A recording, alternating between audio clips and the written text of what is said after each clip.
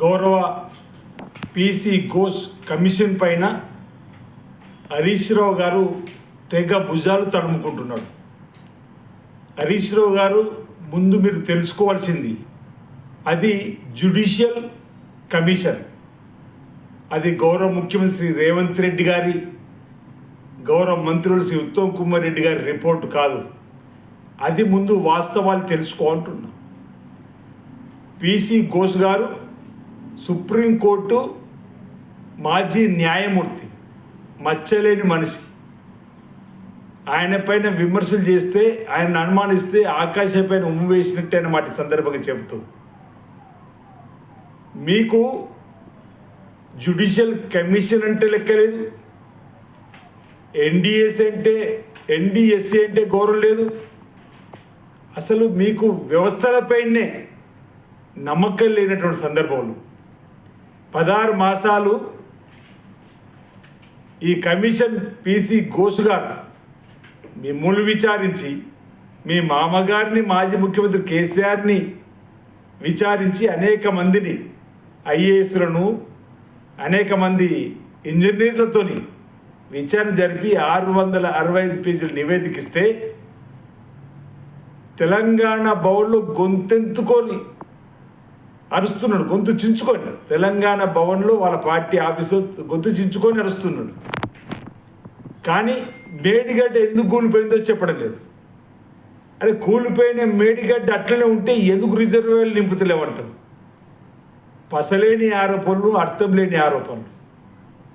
ఈరోజు మా ముఖ్యమంత్రి, మా ప్రభుత్వం రేవంత్ రెడ్డి గారి ఆధ్వర్యంలో అసెంబ్లీని ఏర్పాటు చేసి, అందులో ఈ జ్యుడిషియల్ కమిషన్ ఇచ్చిన రిపోర్ట్ పైన చర్చ జరుపుదామని చెప్పని మేమే ఆహ్వానిస్తుంటే, మీరు తెలంగాణ భవన్లో గొంతు చించుకొని అరవాల్సిన అవసరం ఏమిందో మాకు అర్థమవుతలే.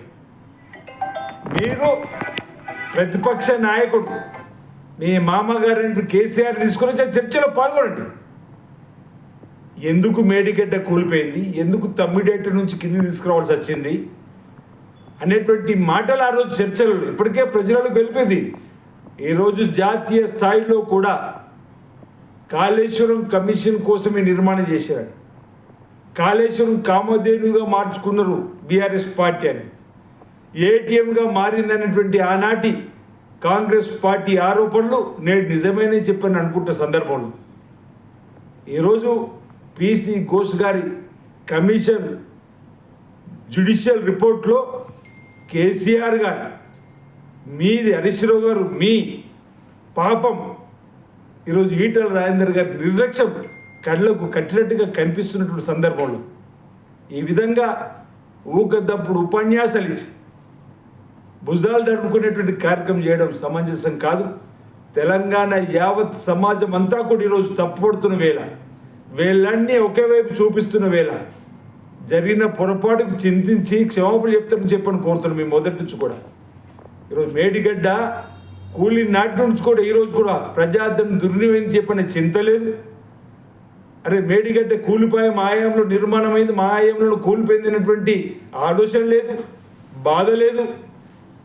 ఇంకా ఊకదప్పుడు ఉపన్యాసం ఇచ్చేటువంటి కార్యక్రమం తప్ప మరొకటి కాదు. తెలంగాణ సమాజం, దేశం యావత్తు కూడా ఈరోజు ఇటువైపు చూస్తుంది.